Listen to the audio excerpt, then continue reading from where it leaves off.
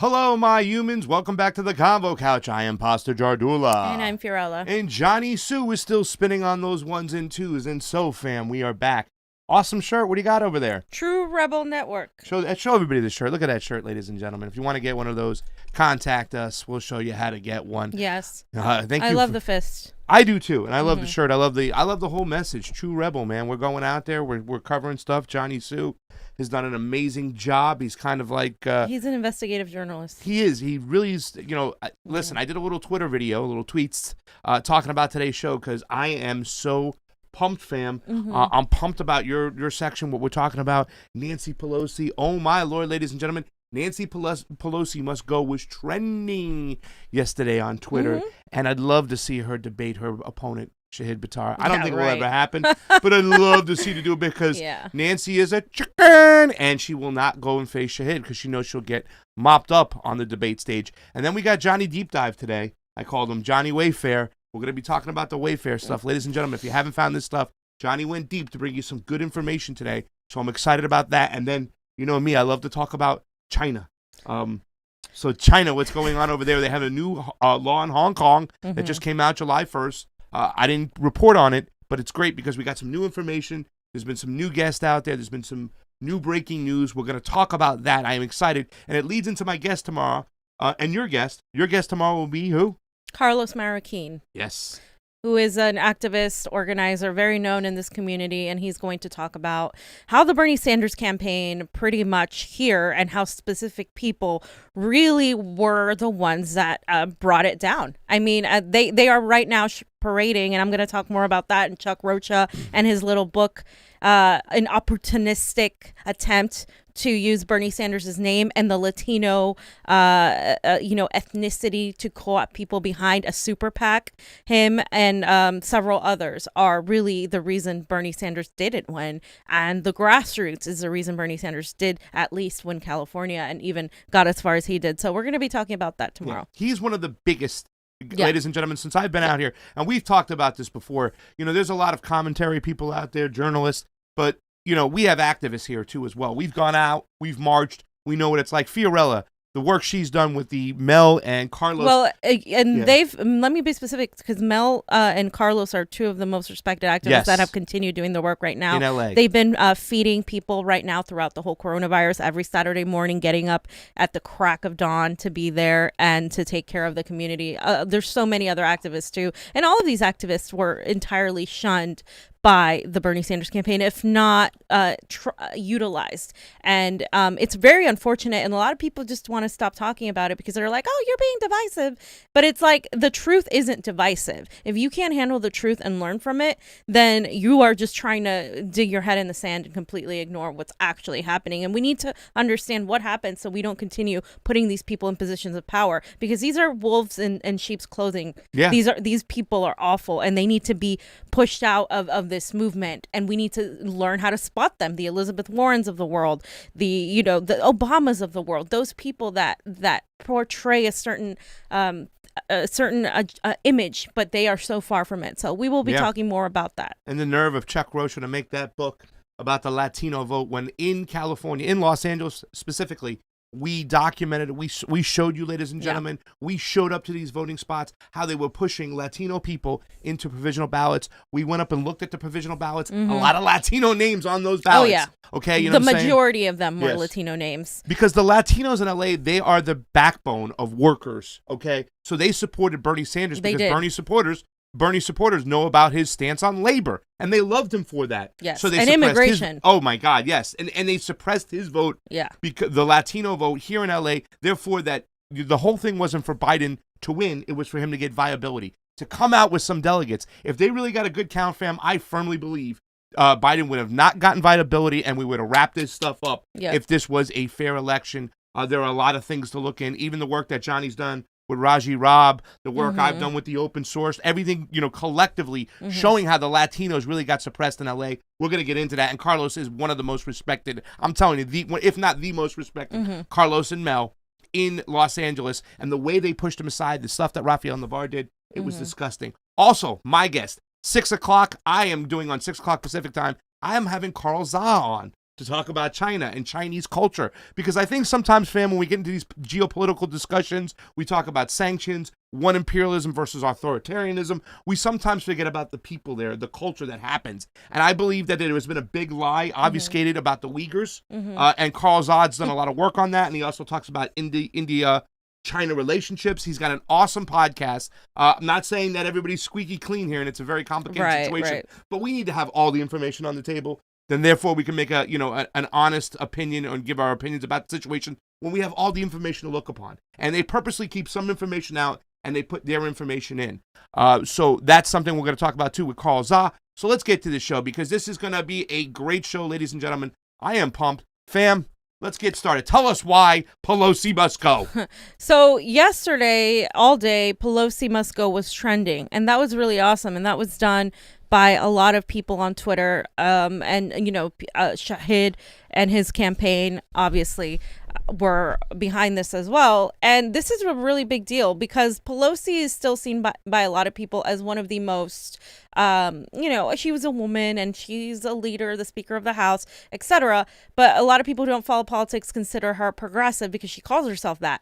But when you start looking into her record and looking as to how she has literally voted for every single one of Trump's military budgets, how she has been opposing any sort of progressive push made by members of the squad and others, and how she has pretty much cornered them into either you call me Mama Bear and you start capitulating to what we want, or you're not going to get your hands on anything. And so we're in this position where we have no power in the electorate, and she is one of the gatekeepers of all of that, the one that keeps any progressive issue from passing, yet she goes around pretending that it's only the Republicans. Yeah. And that's the worst part. And that's why she's more dangerous than Trump in my mind, fam, because the fact is, and I'm saying, at least they're out there, they're the opposition. She acts like she's the opposition. Well, she's harder to spot. Yeah. it's an enemy that's way harder more to spot. nefarious. Go ahead. I'm so sorry. And so Ryan Knight has been very vocal about his support against, his support of Shahid and his just opposition against people like Nancy Pelosi. Ryan used to be a Warren supporter who literally used to be on the other side, kind of like a Peter Dow. And then he started doing the research and how corrupt everything was, and how just doing that deep dive, you realize, holy crap, like we have been lied to this whole time. And so he has been one of the defenders of, like Dem exit, not necessarily Dem exit, but like holding these electeds accountable, holding these people accountable, no longer voting blue no matter who. And so he put out this tweet saying, do you know why Speaker Pelosi is worth $120 million? Corruption. She used her position of power not to advance the people's interests, but to advance her financial interests and her corporate donors' interests. Vote for Shahid for change. Pelosi must go. So let's play this little video quickly. On the market, they can be incredibly lucrative and hard to get. If you were a senator, Steve, and I gave you $10,000 cash, one or both of us is probably going to go to jail.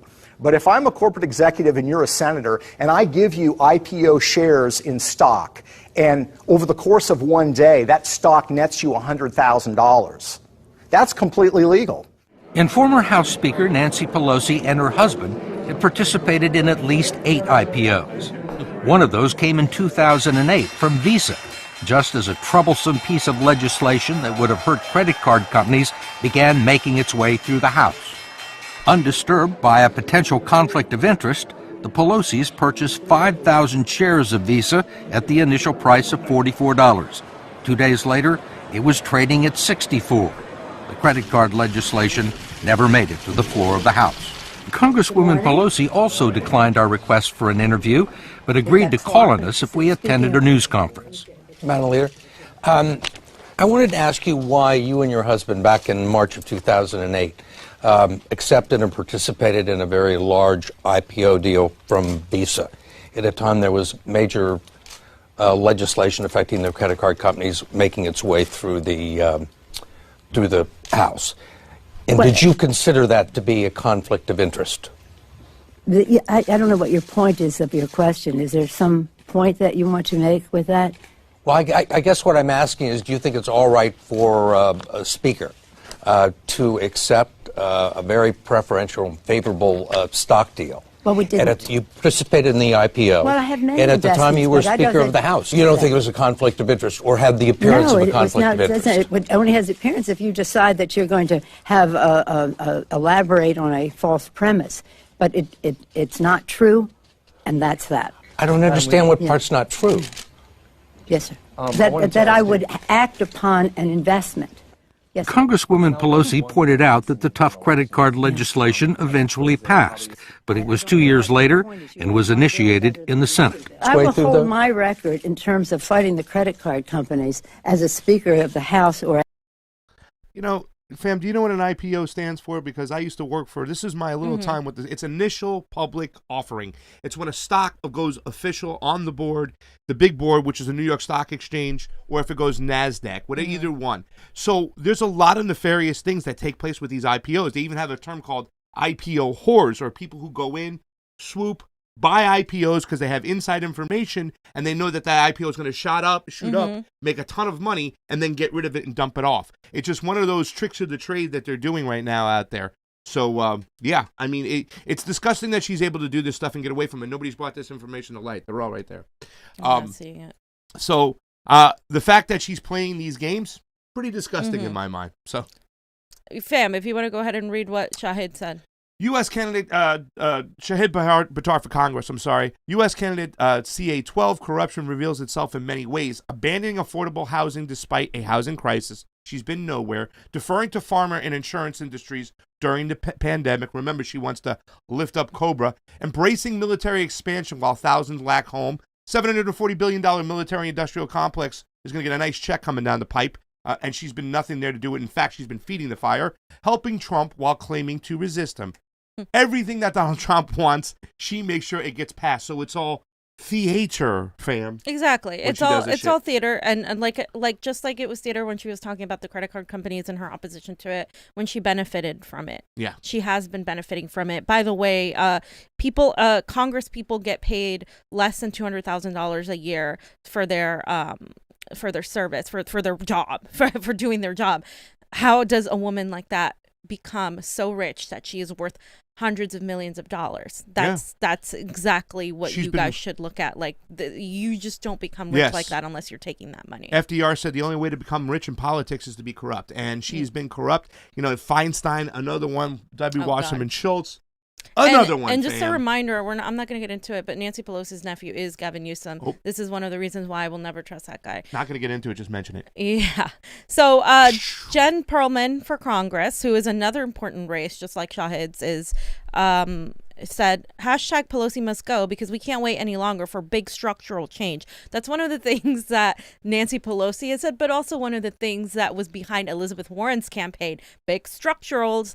And she says it needs to happen yesterday. She's proud to support Shahid for change. Of course, this is in California's District 12. This is San Francisco. It's an area that is very, very wealthy. This is why it's an uphill battle with someone like Shahid. But San Francisco is also home to one of the most gentrified and just economically burdened cities. There's a lot of homeless people. They have a lot of the issues we have here and a housing crisis as well. It's bad. Remember when we went up there, ladies and gentlemen? We were up there covering the convention. It's actually where we met Cornel West, and Fam had some Chinese food with Bernie Sanders. But man, it was just that's where you saw him. You saw him, and Fiorella just picked this restaurant. We're going here. Like she vetoed everybody. Everybody's like, all right, when Fee picks a restaurant, he doesn't believe that I'm semi-psychic, but he doesn't believe me. They go to that restaurant, and Bernie Sanders comes walking in, and they're all talking while me and Johnny are sweating and covering Miria Estrada getting destroyed. I hadn't had food for like 10 hours. I know. And everybody was hangry. No, I know. I wanted to go cover that, and you went to eat. I made a sandwich. We had big sandwiches on the way up, but we went and covered. It was crazy and stuff when that happened. But that's when we met him, and we were in San Francisco. And her district is one of the most poorest districts. It has the biggest inequality. Yeah. People can't even live in San Francisco. Poorest. I mean, it's just disgusting. There was homeless people everywhere. It was a sad state of affairs. And that's Nancy Pelosi for you. She's making millions. And so there was this little video put out by this woman named Marie Fonseca, and it said #Pelosi must go. Everyone needs to listen to Cornel West, and please support Shahid for change. Okay, so this was from Uphill Media originally. Yep. And let's just play this little video.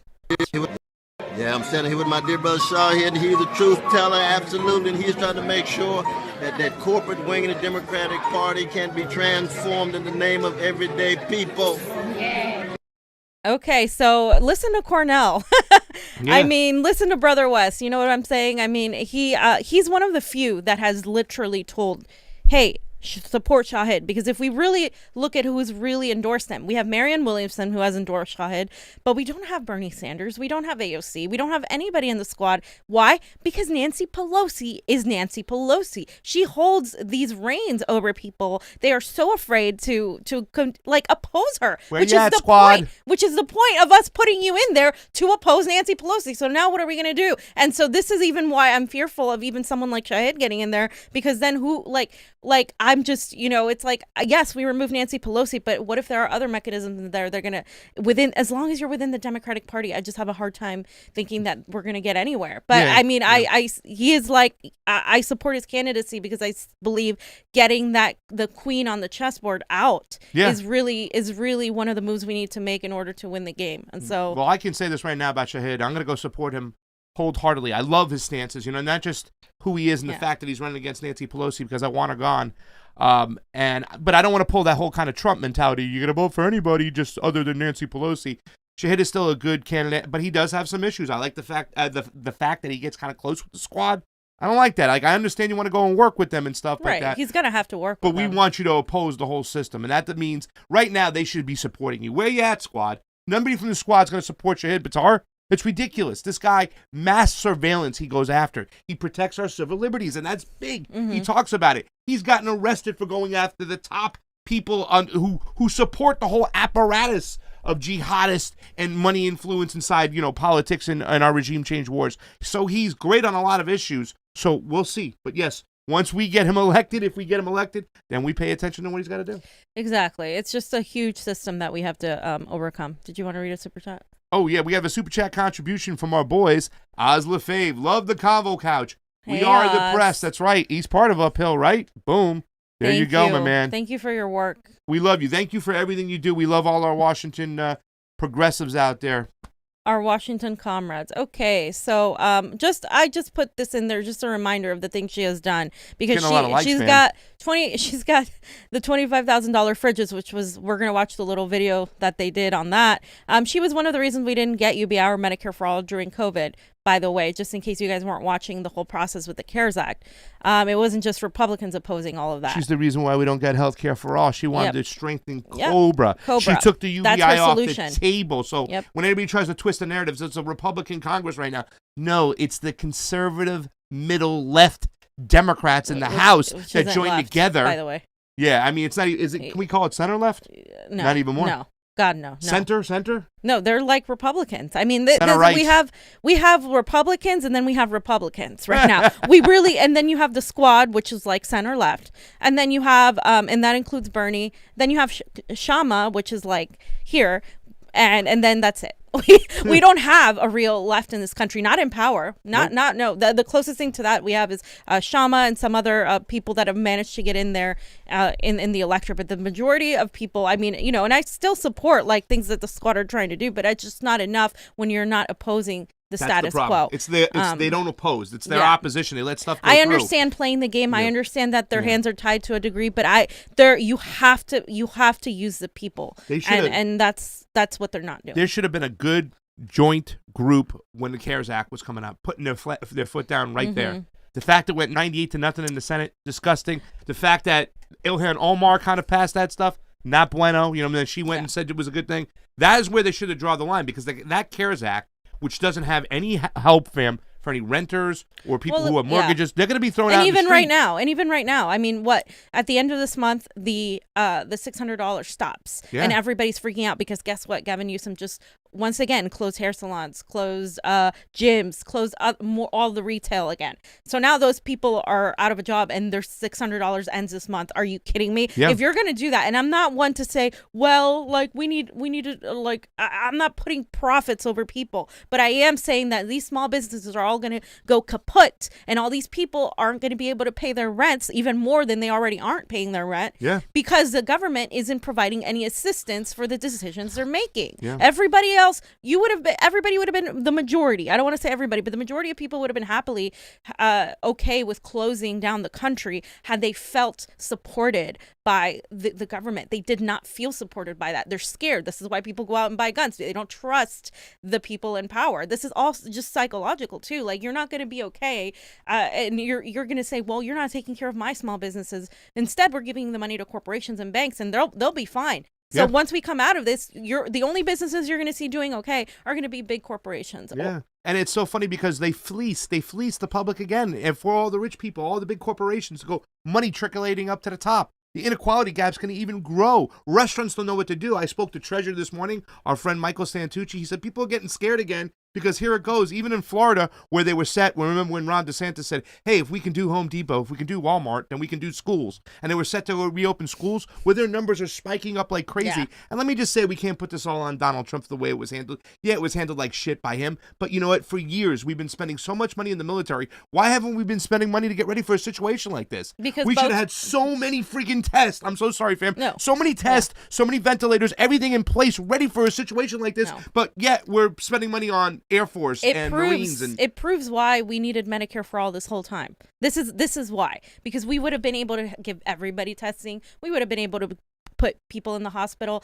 Now you have an added economic issue on top of a health crisis. So now you have these two big things happening, and you have a government that's mismanaging, both the Democrats and the Republicans. They're both all in agreement when it comes to the military budgets. This is what I pointed out on Nancy Pelosi's, is she's voted for all of Trump's military budget. She stopped everything progressive from coming through. That is something we can't forget. So everybody, one of the biggest things we should be doing right now is trying to get people like Shahid to win, because Nancy Pelosi is one of the biggest people that we need to remove from office. Fam, the next video we have it over here, little clip. We know about this van very well, right? Yeah. So this is van, shout out to David Crow and the man. Bernie van, which was turned into the Shahid van now.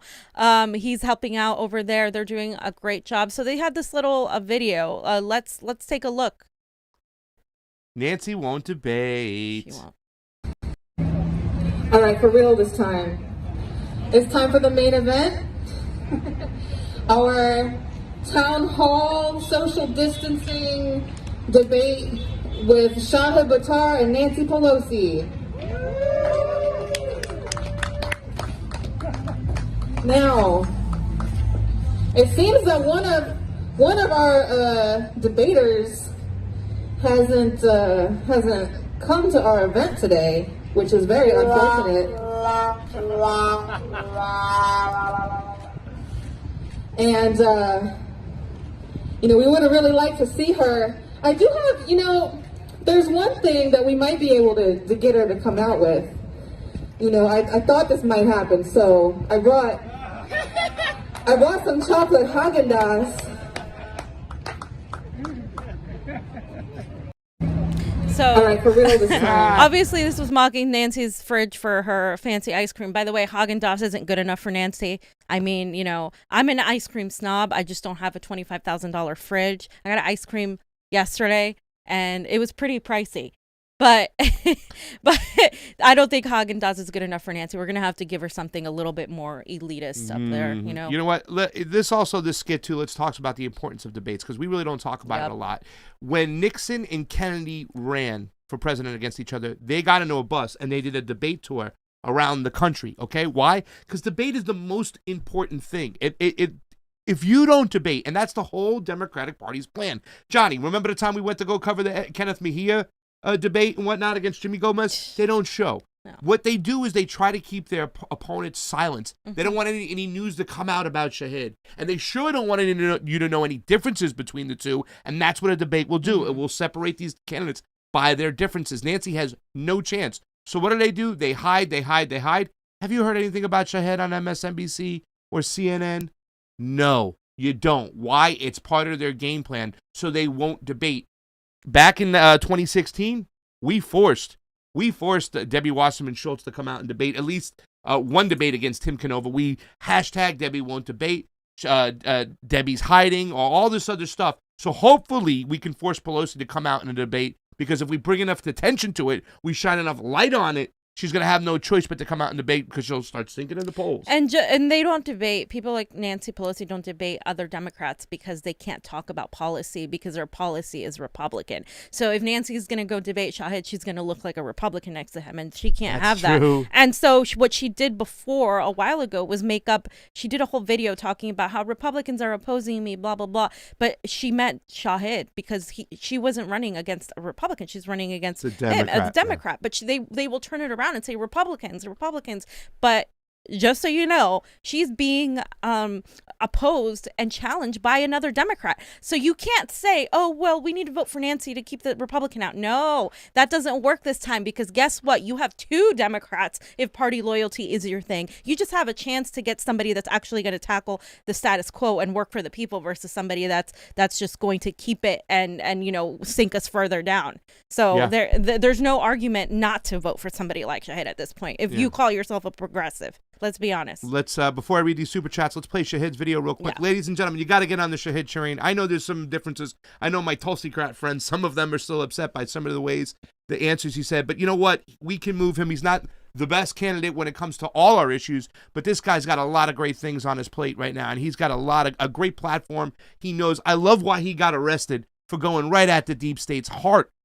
So I mean, he might not be your favorite candidate when it comes to some issues, but really he's solid, and we got to get him up there. We got to get him across the finish line. We have never been this close to getting to the speaker right now. This is the closest we've ever been, and it's going to be hard. We had a lot of ways to go, but if we can force a debate, man, that might swing some stuff. And Nancy Pelosi's popularity is still sinking and sinking and sinking. Yeah. Before I read these super chats, let's look at his tweet right here from the other day, 27.5 and growing.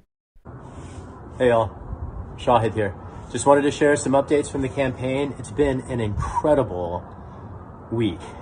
Starting with a podcast I got to do about a week ago with Jeremy Scahill from The Intercept.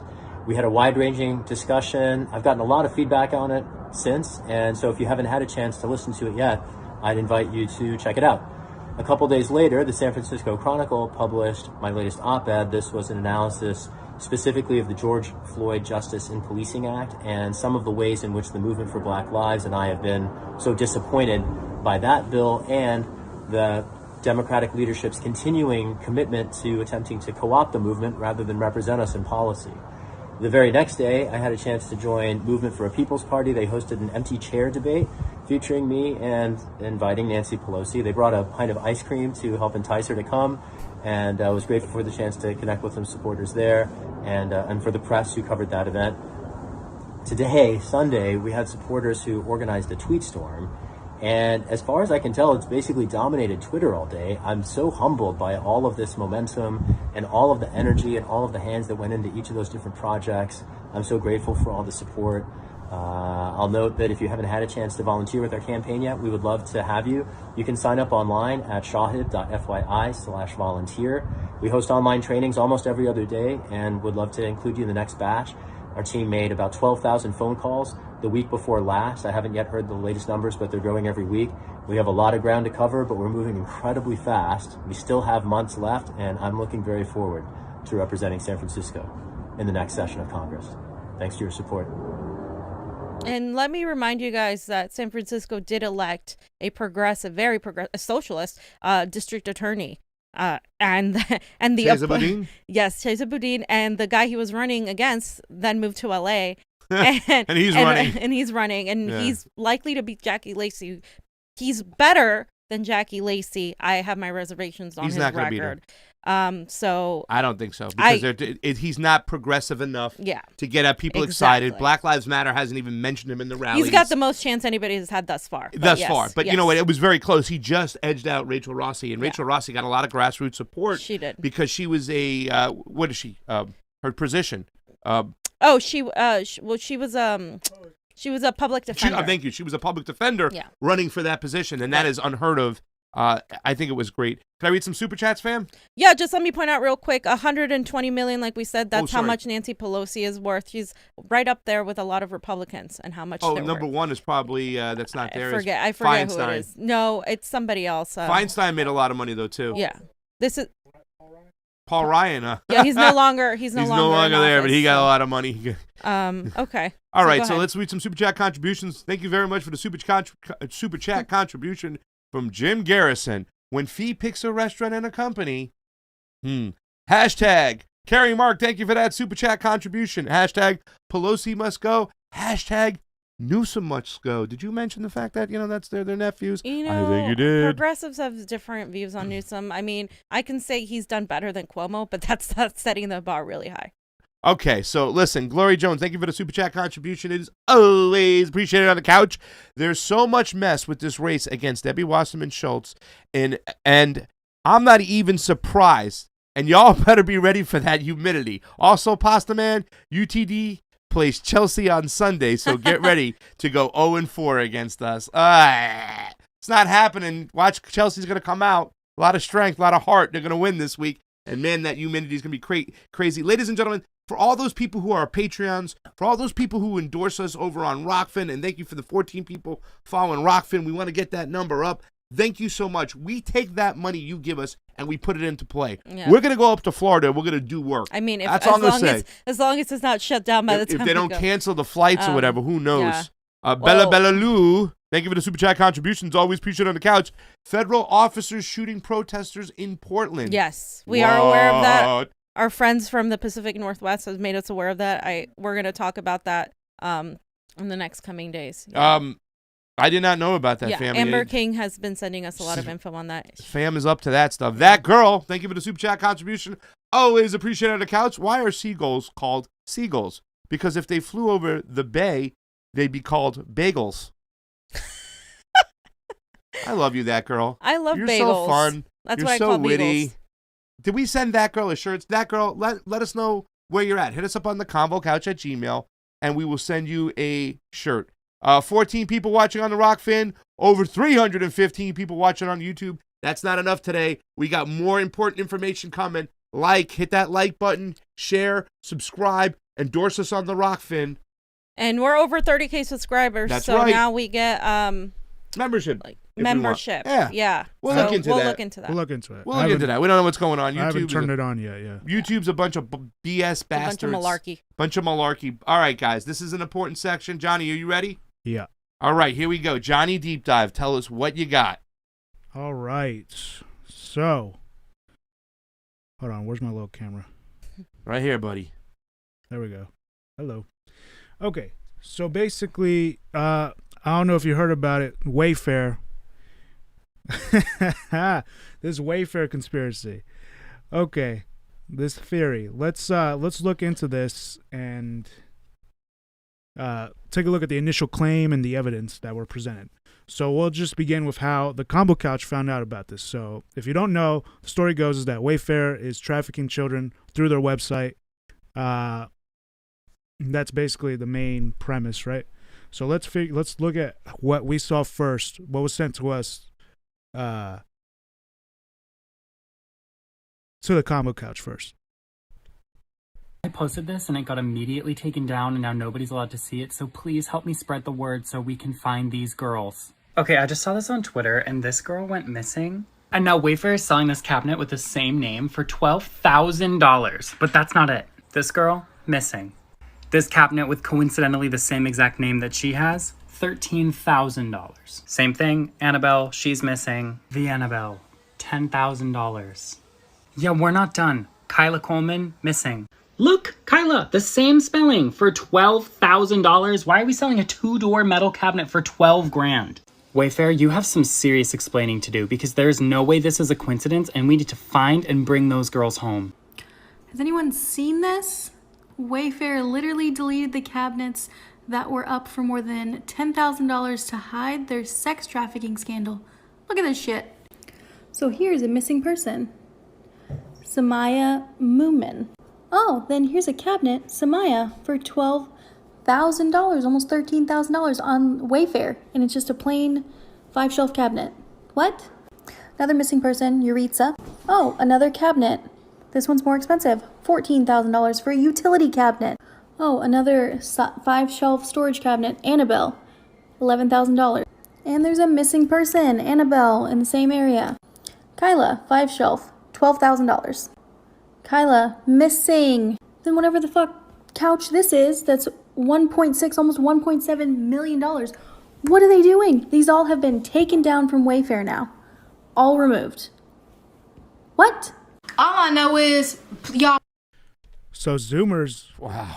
the Zoomers, Gen Z, Special on thanks TikTok. to who? Yeah, so blowing it up. Wow. they are. I mean, my sister. Special sent thanks, us, Vanessa, right? Yeah, she really pointed it out, and this is the thing, like.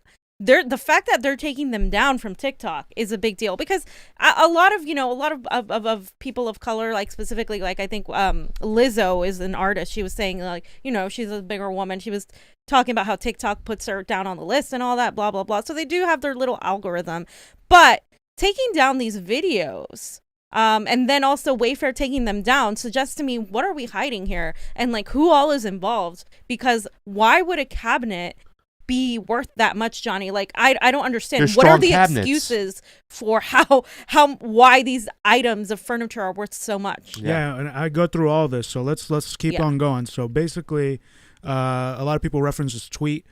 It has 51,000 likes. She says it's 3 a.m. and I'm down the Wayfair sex trafficking rabbit hole. Something doesn't sit right.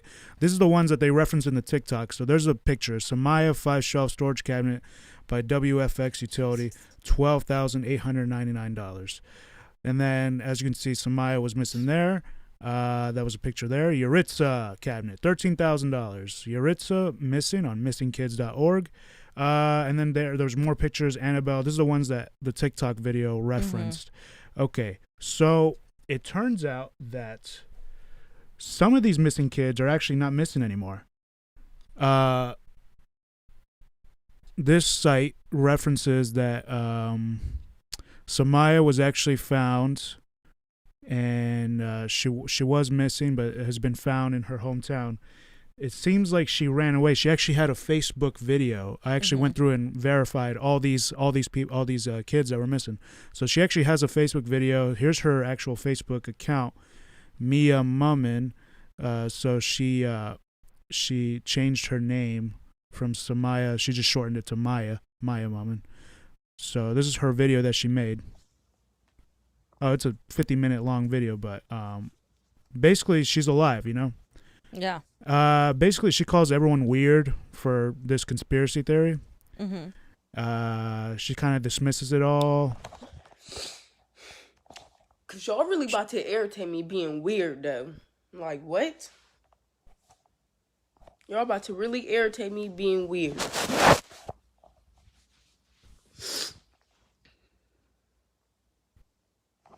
Just weird. How am I missing? And I'm pregnant. Let me know how that go. How am I missing and I'm pregnant? Got a whole belly out here. Let me know. And then, who are you? How are you going to post about me being missing? You don't even know me. And then your caption sounds retarded.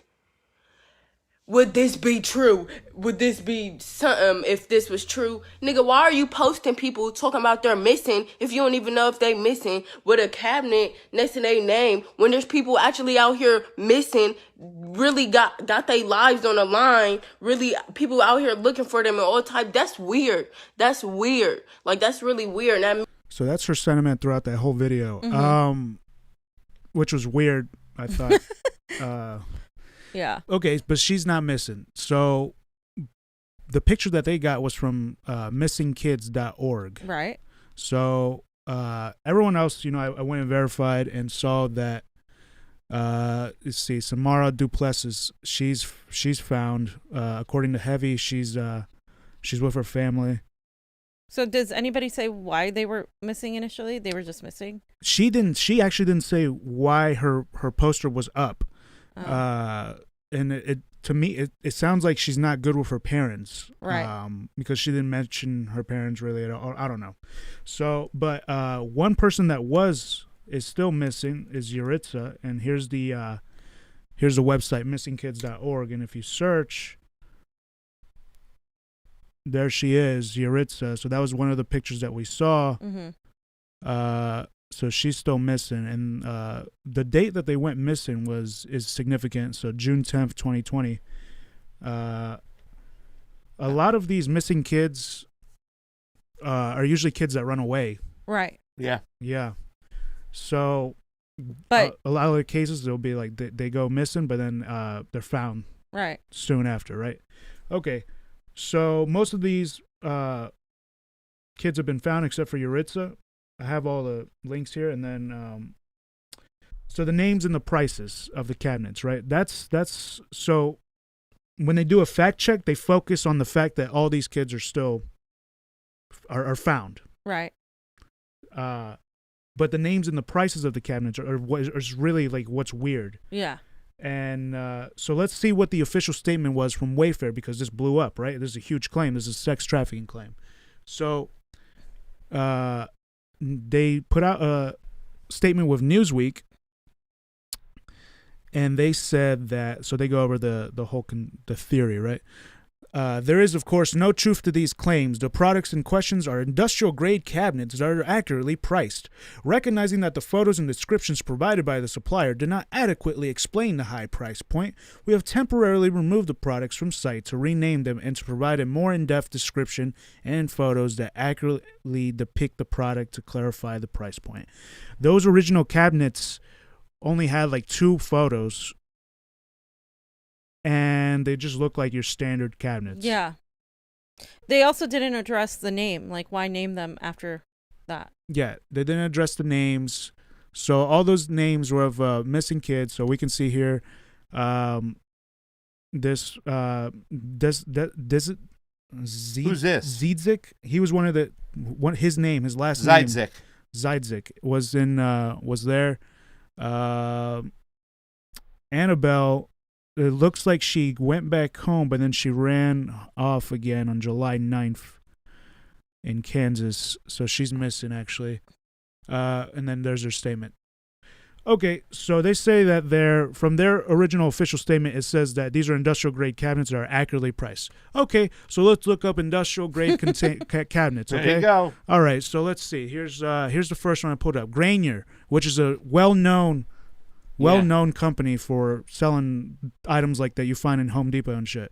All right, numbers show 66-inch, $366, $414, $410, $500. What's the most expensive one, Johnny? I see 800. 700. So pretty much they're way. They're not. They don't even make it $1,000. They're way overpriced. Okay, the most expensive one I see is $900. Okay, so and not it's even multiple items. It says. Not even 10%. Yeah, it's not even. Yeah. Okay, so that's Grainger. The other one I went down is the second one, and that one is, let's see, $300, $400, $300, $400, $300, $500. That seems about right, right? Yeah. Okay. Yeah, we can. I mean, you can do your own Google search and find that. There's no cabinet that's priced like that. Right.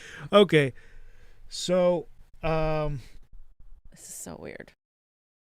Yeah, so WAYFAIR, who's known for their industrial grade supplies, right, must be familiar with the average going price. So we saw that average price is like $300 to $500 for an industrial grade, really good cabinet. Mm-hmm. Not $15,000, not $13,000. All right. The damning thing is that they said that the price points were accurate. Those cabinets would have to be made out of gold to be priced like that. Yeah. And the picture doesn't show that. So they took them off their website. Mm-hmm. Okay, but let's say, it's just the cabinets. Yeah. On Reddit, where the theory originated from, a post pointed out a listing for a 20,000 euro nightlight. Look at this nightlight. Bucarelli, one light nightlight, 20,000 euros. They point out who the seller was, Isabel and Max. And if you go to their page, you see Isabeline. Look at that. And look at their logo. Look at the triangle, fam. The supplier of the product on WAYFAIR That's the was sign named Isabel for and Max. little boys for pedophilia. If you click on it, it takes you to their seller's page. Their page is still live. I'll go to that real quick. Look, their page is still live. They're still. This is it. This is WAYFAIR.com. Jesus. Their page is still live. Look at their logo. Wow. Look at their logo. Right there. They do it in your face. Johnny, tell people what that logo means. Okay, so it says in the Reddit picture that unclassified, it just has these little pictures, right? So, how can you trust that? Unclassified BL logo, aka boy lover, LBL, aka little boy lover. I don't even want to say that. Anyways, they referenced that it was leaked documents from the FBI. That yes, it was that they were know about that, right? So, okay, how do you find that? FBI unclassified docs, that logo. Go to WikiLeaks. WikiLeaks. And you see here that is an FBI document from 2007. Let's see the PDF so you guys can see it, and I will read it for you. I wanted to do this live, pull up the PDF file live so you guys see where I got all these papers from. Okay. Show the top part of it, though, so people can see the top of it, Johnny. Pedophiles to include those who sexually abuse children, as well as those who produce, distribute, and trade child, I don't even want to say, are using various types of identification, logos, or symbols to recognize one another and distinguish their sexual preferences to specifically indicate the pedophile's gender preference. Members of pedophilic organizations encourage the use of descriptions as boy love, girl love, and child love. These symbols have been etched into rings, formed into pendants, and have also been found imprinted on coins. So you can see here the BL logo is a small spiral-shaped triangle surrounded by a larger triangle, whereby the small triangle represents a small boy and the larger triangle represents an adult man. A variation of the BL logo, LBL logo, which also embodies a small spiral. Yeah, okay, so you see this. This is from the FBI. So it's their cyber division, right, Johnny? It says on the top of that thing. In other words, this is coming from what they investigate online, looking to the channels where pedophiles can find their next prey. And this is the system they use. And Johnny, just real quick, if you guys recall, we covered it a while ago, the back page situation, and how these predators were going into that and putting code words. So they would say, I want a pizza with pepperoni, and that would mean a specific. This is where the term Pizzagate came from. Now, a lot of people were saying Pizzagate was fake news, and not everything necessarily may be true, but what is true is that these documents exist, and that if you are a sexual predator and you don't want to be found by police, and you don't want to be found by anybody, you are going to create and devise ways to really hide your motive, and you're going to create this sort of cryptic language, kind of like, how people communicate when they're under distress. It's been existing for decades, different ways of communicating and showing and using certain words for symbols. That is true. All of that is true. Johnny, I'm sorry, continue. Yeah, it's... Pizzagate was from the leaked emails, which is the same emails, the Clinton emails. It's all Podesta, those emails, which, I mean, there's really some weird shit. I think I have something in there that shows some weird shit. Anyways, you see this coin, it has the logo imprinted on George Washington's face there, and on the back it says, "Kids love pedos." You can barely see that. So you can see these are sick motherfuckers. Here's the GL logo, the G logo. Look, that's the pendant there. CL logo, sick stuff. And then there's, I don't know, apparently there's these websites that I did not even want to go to. And yeah, so there's the official FBI report on these logos, and the seller on Wayfair has the exact same logo. And it's just a coincidence, Johnny. And it's just a coincidence that they, that they're selling. It's just a coincidence this company, $20,000. Isabel, happens to have this logo, and they also had $10,000 priced products, right? It's just a coincidence. Johnny coincidence. And all these products are gone now. We can go through this Reddit thing, which is one of the beginning chains of it, where they had Isabel and Max Pimento Baby Dinosaurs 4-piece framed art set for $30,000. So that was the same Isabel dinosaur framed. They're missing from Wayfair. You can't find them anymore. They took all of them down. So it's not just the cabinets. They focused on the cabinets, and it's not just the cabinets. It's pillows. It's artwork. It's other stuff. Rugs. Yeah. Jesus.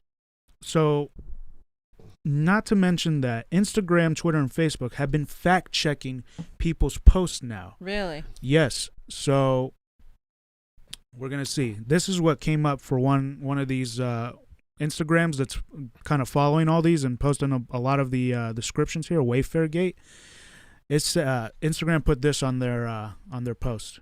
It says partly false information reviewed by independent fact checkers. See why? Independent fact checkers say this is partly false. Wayfair said the cabinets were high priced because they are industrial, not because customers get kidnapped children. That's literally what it says. So they're just taking Wayfair's word and dismissing any other claims. I'm like, okay, well, independent too, and I'm fam. like, who the fuck is who this the fuck fact? are these I'm like, people? who the fuck is this fact checker? So Lead Stories. So here's Lead Stories, and they've been updating their little article here. Was Wayfair selling human trafficked children via postings for very expensive cabinets on their sales website? No, there's no evidence to support the claim and plenty of evidence to dispute it. A Reddit user claimed that overpriced cabinets with female names are a cover for human trafficking, and the company was actually selling kidnapped children. That person told Lead Story she had no evidence of a human trafficking operation, but she asked if it was just possible. Wayfair has denied the connection to Lead Story, stating that there is no truth to these claims and that the industrial-grade cabinets are accurately priced. The company acknowledged a price glitch on some items that was being corrected. Oh. And that was recently. That was 2 days ago. That's a glitch, Johnny Glitch. Right? They Here we never, go. Why didn't they realize it before all these people started talking about it? Exactly. Can I tell y'all why it's so important to protect our civil liberties right now? Because they're going to start putting up their own friggin' blockades to finding out the truth and then putting the information down. You better believe when we clip this up and put this out there that they're going to censor this. They're going to demonetize it. They're going to demonetize it. They don't want this information getting out. They do this when it comes to pedophilia. Yeah. They do this when it comes to anti-imperialism talk. They do it all the time. And this is disgusting. They control the Matrix. Sorry, Johnny.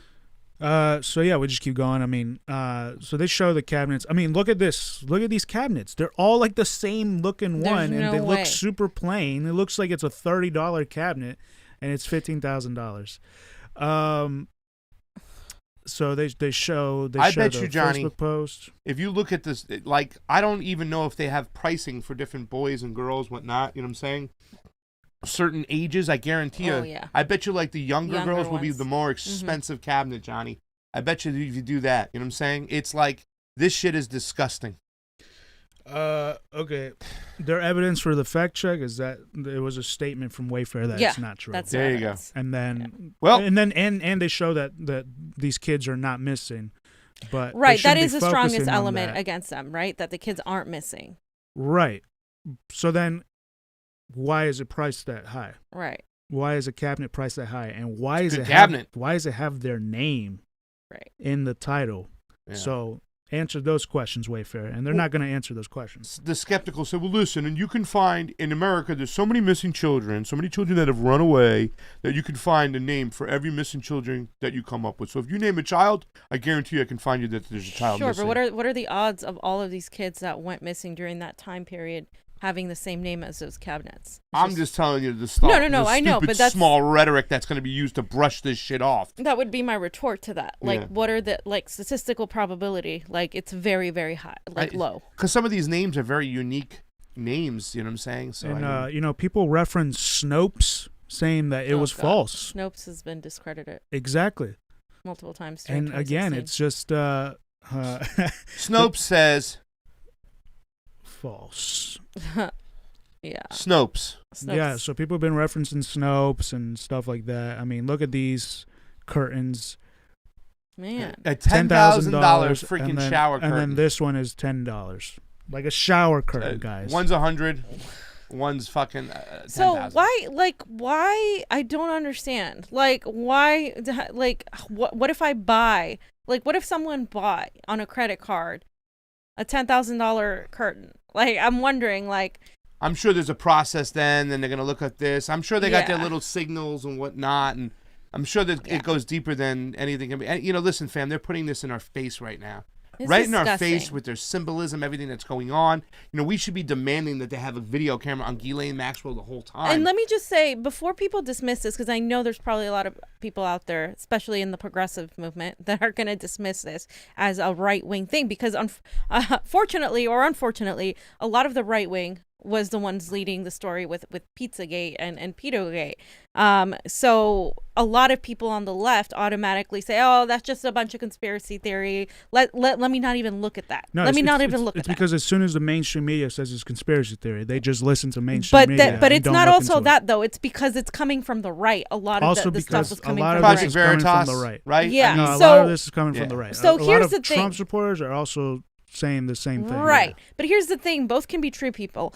Both can be true. These things can be true. You don't have to politicize pedophilia. Pedophilia is real.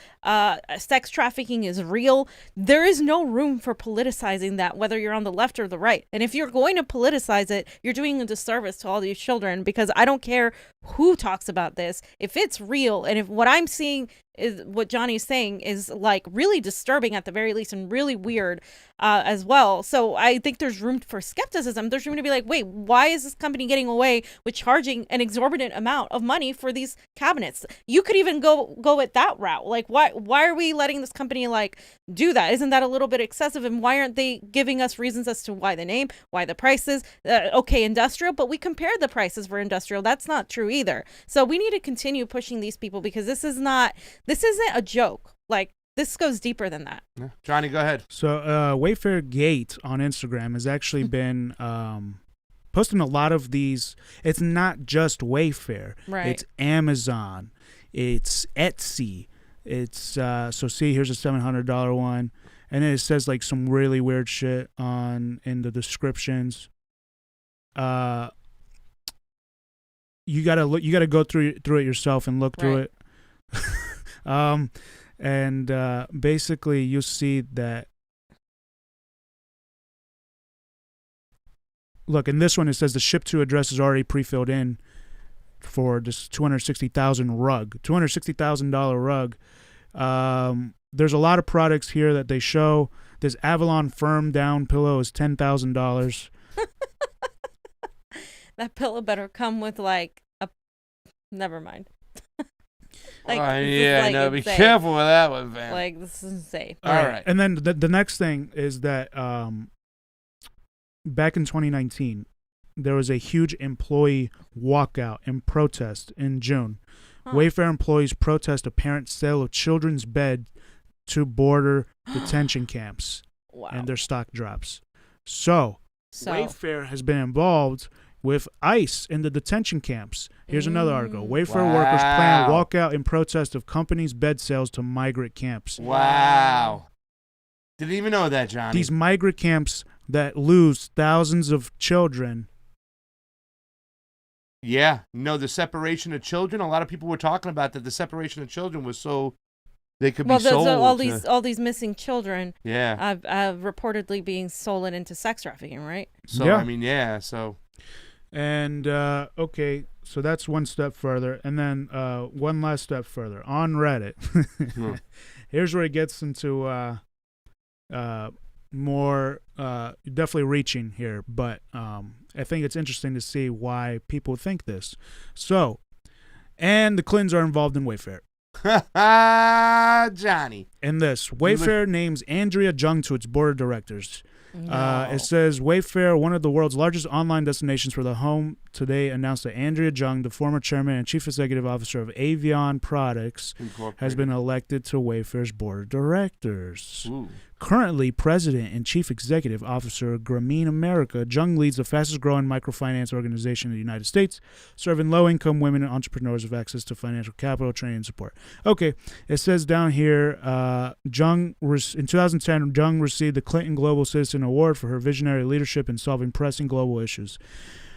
Okay. Wow. I love the way they always paint it as being something like really, really good, the Clinton Global Initiative. Meanwhile, they're just raping countries dry. Yeah. What they did in Haiti was disgusting. I haven't even looked into Haiti. Oh, my God. All I hear from Haiti is not good. So let's look at Andrea Jung's LinkedIn. President and CEO of Grameen America, which it said that board director of Apple, board director of Unilever. Now, this company is one of those conglomerate companies that owns a lot of shit. Board director of WAYFAIR. There you go. Former chairman and CEO of Avion. And then she was a trustee in Princeton University. Her education, Bachelor of Arts, English and Language and Literature Letters from Princeton University. Isn't that kind of weird also? That she's got a bachelor's and she's become CEO and everything? Yeah. Okay. Anyways, here's a picture of... Is that Reese Witherspoon? Reese Witherspoon, Michelle Obama, Hillary Clinton, and Jung here. Someone referenced this. It looks like this was a 2010... Avion had they invested some money for women worldwide or something. So I think that's why you see all these figures here. So then even further, reaching more evidence that Ghislaine Maxwell is involved in the Wayfair story. Isabel Maxwell is a senior advisor to Grameen America. Grameen America is run by Andrea Jung. Andrea Jung is the board of directors of Wayfair. So, Andrew Jung received a 2010 Clinton Global Citizen Award for her leadership. Oh, don't connect the dots there, Johnny. Yeah. Wow. I don't know. So there's, we're not saying anything conclusive here, but there you are. Like there's connecting dots. There's a little connections there. You know, these are people that are not like you and I, the general 99%, right? These are people who are CEOs, and I don't know if you noticed, but no celebrities have been cheering that Ghislaine Maxwell has been caught. So celebrities are in on it. So yeah, Hollywood is part of the deep state. Well, they're part of. I mean, let's be specific here. They're part of a lot of sex trafficking, pedophilia. A lot of young Hollywood kid actors have spoken about it as adults. So that's a fact. Our Corey Haim video was one of our best. Johnny, anything else on that? Because Osla Fave says, and thank you for the super chat contribution. Jonny Tsunami, great reporting. We are the press. Thank you. No, that's it. I mean, you can look. I didn't even show all the products. There's like so many. There's a lot. There's so many products that were like $10,000, and then if you go to that Instagram account, Wayfair Gate, like how are we demanding answers though? Like how is like nobody like what the fuck? Like I just feel like this should be like headline news everywhere. It's not even with our viewers. Like I feel like you can't dismiss this. I mean, you can say nothing is conclusive, but it's to me, it's just very like at the very least, like the FBI should be looking odd. This. Yeah. Well, who knows if they are? I mean, if they are not, you know, they might be, but this is being dug up by kids, and it's really kind of ironic that kids are the ones bringing up this attention to adults who are dismissing it and using a medium like TikTok that a lot of people are saying, you know, it's really bad and blah, blah, blah. But like these kids are the ones bringing it up. And it's like, let's listen to them for a change. Well, you know, they don't listen to the children and they're the ones in danger. Country. No, I mean, have you ever seen anything like this before? Like, I mean, I've been around for like 47 years on this freaking planet. I've never seen like the Congress and the elites hold on to power, you know, and not just kick it to the younger generations and let them get more involved. The fact that our Senate is like, you know, Nancy Pelosi's been there for 10 years longer than she needs to be, that Chuck Schumer's still running things. It's like they're not listening to anybody, any young people out there. And when it comes to, you know, these situations, where are those younger people? Where are the squad? Where are they? And say, why don't we demand an investigation? Why don't we have a congressional investigation? You know what I'm saying? Why aren't they asking for a congressional investigation for what happened to Vanessa Guillen? Right? You know, instead they want to go look into the bounty hunting scheme that's produced by some deep state asshole, you know, trying to say that Russian bounties are being paid to kill American soldiers after 20 years of being there. Distract you from the real issues. So in conclusion, here's what we know. Wayfair had a history of controversy with selling the furniture to detention camps where thousands of kids go missing. Wayfair had various items on their website around the $10,000 price point that had kids' names that were once missing, and then proceeded to delete the items as those TikTok videos started going viral, putting out statements that say that they were fairly priced, but the description was incorrect. We looked up actual industrial price cabinets that are around $500 from reputable companies. At least one of the resellers has the FBI classified BL Lover logo as their logo. And so we are left with the question, is there something there? Wayfair Gate on Instagram has been sharing screenshots of Amazon and Etsy products similarly priced, and also all these products, it's only one available. Like, you know, it's not like there's like a stock of hundreds, right? It says only one available. Is there something there? I think there's something there, and the FBI should investigate. Will they investigate? Probably not. Welcome to America. This is America. Wow. Well, I think it's worth. The other counter argument, Johnny, would be that people posted that and like made it up so to send people on a wild goose chase. It's interesting that this is coming out as Ghislaine got arrested. Yeah, that's all very, very interesting. And I'm always skeptical of that stuff too. It's like, what do they want us to? What do they want us to know? Who's putting this out? What's like the that? information? Yeah. You know what I'm saying? And where is it the situation where some of these young kids, these Gen Z, are just caught them red-handed? And kudos to them for doing so. And kudos to them for putting this information. And kudos to Vanessa, my worker. I mean, seriously, for finding this stuff and looking at this stuff. And then Johnny doing the rest of the work. Johnny Deep Dive. I said it today on my tweets. This is Johnny something Deep that Dive. we should continue looking at it too. And I'm sure we will. We won't be able to sleep at nights. Johnny, anything else before the next subject? No, that's it. All right, ladies and gentlemen, thank you for everybody who's over on the Convo Couch, YouTube, the Convo Couch, ROKFIN. Please like, share, subscribe. If you can help us out, be a Patreon member. We love you, and thank you all for the Super Chat contributions, the last one given by Oz. Okay, so, fam, I want to talk about China. Can you believe that? I want to talk about China. No, I can't believe it. I want to talk about Hong Kong. I want to talk about what's going on and where the United States elites or the United States government will be looking towards starting a new war with China. Mm-hmm. I'm talking an actual heated war, not just a Cold War, not just a trade war. It can get serious out there. And it all starts from what happened on July 1st. Now, I'm going to read this right here. This is Moon over Alabama. I was going to do some reporting on this when it happened. We were so overloaded. But I'm glad that I waited because some new information has come to light, including a new interview with somebody from the Hong Kong Decency Freedom Act, or whatever you want to call it, the bullshit yada yada yada one. But this starts right here, July 1st.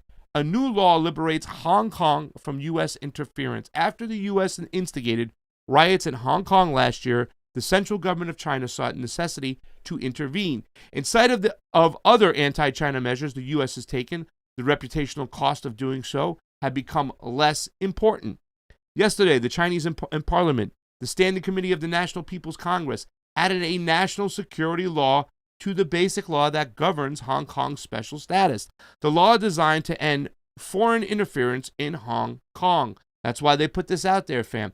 The basic law already had an article which stated that Hong Kong's independent parliament, the Legislative Council, or LegCo, must create such a national security law on its own. But 23 years after Hong Kong became ruled by China, Hong Kong's parliament had still not done so.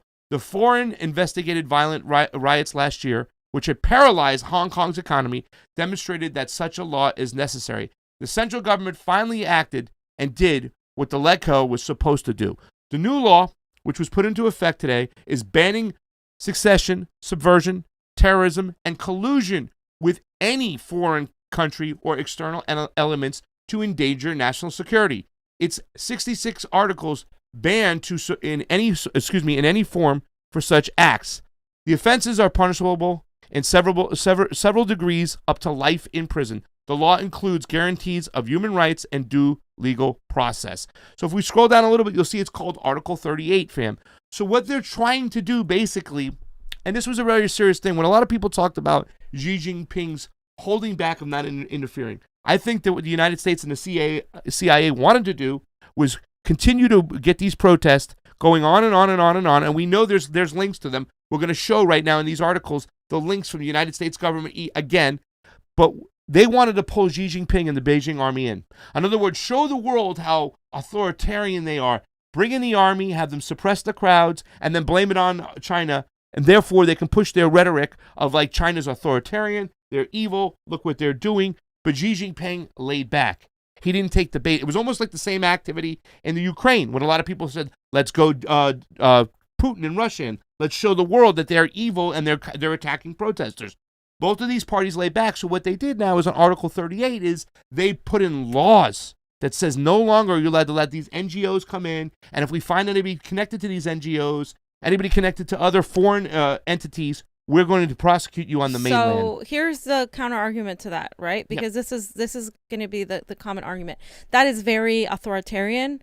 that could allow protesters who aren't actually happy with what's going on there to be prosecuted up to life in prison. That seems a little excessive to me. What is your response to that criticism of what he did? You're talking about Xi Jinping, pretty much? Yeah, I'm talking about the order of, because in keeping all those NGOs and stuff out, you're also that's a very authoritarian thing to do also, to make sure that nothing happens. I understand why he's doing it, but I also see the other counter argument. I'm asking, like, what is your... Yeah, well, I mean, that's, first of all, we have to recognize the fact that China, Hong Kong belongs to China. You know what I'm saying? If you go back to the history of China and you go to the history of Hong Kong, how it was an opium island, you know what I'm saying? The poverty in Hong Kong is way higher than it is in China. And China, even though they've been patient to take back Hong Kong and put it under rule, they've still kept their special status intact. However, United States is going to use this, and I don't understand. I can't argue against. If we had somebody trying to rage against our government over here or try to overthrow our government, what would we do? You know what I'm saying? Oh, we would prosecute them. We would throw them in jail. We're already doing a lot. No habeas corpus, whatnot. Yeah. So it's kind of a straw man argument to say, hey, why can't China then enact the same type of laws that we have in the United States? You know what I'm saying? Overthrowing the government in the United States, why can't China do the same thing? Especially when we're taking outside interest and money and pumping it in, and there's all these lines. People know what the NED has done, fam. If people don't know, I mean, people don't know. That's what I'm saying. Explain they have no idea. NED is. People think that China, even the protesters here now, think that what the Chinese pro-democracy groups are doing is a good thing because they're fighting for democracy under an authoritarian China. Yeah. So what I'm saying is, how do you explain that to those people and say that, oh, this is all caused by the United States and the NGOs? Because some people are pro-capitalism. Some people do want China to they want that authoritarianism gone. They want to get rid of communist China. They want that. So you can't say that some of these protests aren't real. Yeah. No, I wouldn't say that the protests are real. I wouldn't even say that they didn't start off in a real sense, but fuel has definitely been thrown in the fire. It's funded by NGOs, and the NED is the main culprit in this one. And people have to understand where the NED started, what its main purpose is, and how many countries it's overthrown.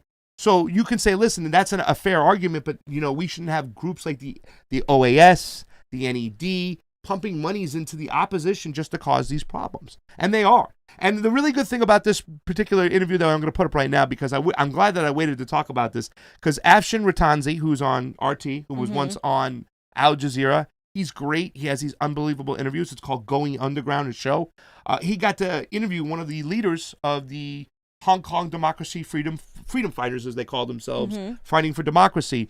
And you can watch, and we'll talk about this. It really, really breaks it down. Now, I want to point out, John, if you show that tweet up there real quick, could you guys see that this has 0 likes, 0 shares, whatnot? You know what I'm saying? I know it's not the most popular subject, but I know people would just give me a like for me being me. 1 or 2 or 3 likes. It's got to have been shadow banned whatsoever. So, ladies and gentlemen, if you could go to that tweet, like it, see if you can find it, see if it's on my page. If not, but let's break down this interview, because all those questions you just asked, we kind of go back and forth. Afshin goes back and forth with Nathan Law. And like I said, Nathan Law was close friends with Josh Wong. All these people went to the United States. And look who they're doing business with. DeMarco Rubio's. Right. Is even Pelosi, pictures with Nancy Pelosi. Something you have to, guys, look into that you can't deny in regards to China is how both the Democratic Party establishment and the Republican establishment are in agreement when it comes to China, and how they've been working together to say, oh, we have to support China in attaining democracy. That right there is a red flag to me as somebody who knows, wait a minute, these fucks never agree on anything. Yeah. Unless it's a war and profiteering. And so that to me lets me that I need to take a step back and analyze, why would these people actually want to spread democracy? Because when America says they want to spread democracy, they mean they want to conquer and engage in imperialism abroad. So that in itself, even if you're suspect of China, even if you think China is authoritarian, both can be true that the United States is fueling this in order to capitalize on China's weakness. Yeah, and I just put in that tweet, family, and it's so glad that you mentioned all that, because that's the argument. It's, China's authoritarianism versus American imperialism. Right. You know what I'm saying? Both are true, right? Okay. Right. But how do we really justify the means that everything we do when we have this imperialistic just culture of the United States government since we were born? So that's the first point he points out right here. It's about what about American imperialism? Isn't that fueling the extra extensive Chinese authoritarianism? Let's take a look. You see, Chinese authorities claim that this is imperialist meddling. They accuse Hong Kong human rights groups of being sometimes in the pay, but often linked to CIA-backed organizations, let alone U.S. government-funded NGOs. Well, these hoax from Beijing has always been used to stigmatize the whole movement. They have never provided any relevant evidence for their accusation because these are not true. Hong Kong people come out to protest for their own sake and for the sake of democracy, and because China, have not been doing what they have promised the Hong Kong people, which are democracy and autonomy. So, this kind of narrative for China is being used to fool its own citizens and try to fool the world, but the world refused to listen to these lies. So it is important for us to recognize that this is a movement mobilized by Hong Kong people themselves instead of so-called foreign hostile forces. And this is not about imperialism. It's about China's authoritarian expansion. They wanted to control Hong Kong and eradicate all the freedoms that we have enjoyed. Is it a means to an end for so-called human rights activists to work with CIA-linked organizations? Because the National Endowment for Democracy is clear that it has a role in the pro-democracy movement. Professor Zhu Zhangrun, who has been imprisoned, a constitutional law professor who we asked about on this program, he wrote for the National Endowment for Democracy. It's on their website. There you go, stop. And the NED, obviously funded by the State Department.